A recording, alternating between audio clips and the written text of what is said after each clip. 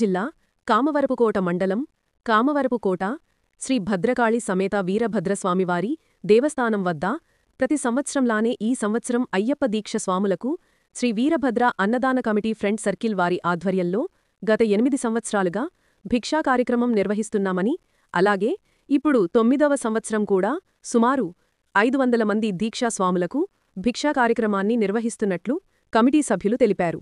ఈరోజు అనగా ది 8/11/2025 శనివారం భిక్షా కార్యక్రమానికి కిలారు సత్యనారాయణ శ్రీమతి సత్యవేణి దంపతులు, మద్దిపోటి వీర వెంకట సత్య జగన్నాథరావు విజయలక్ష్మి దంపతులు మరియు ఉప్పల లక్ష్మీప్రసాద్ శ్రీమతి కనకదుర్గ దంపతులు ఆర్థిక సహాయం అందించినట్లు తెలిపారు.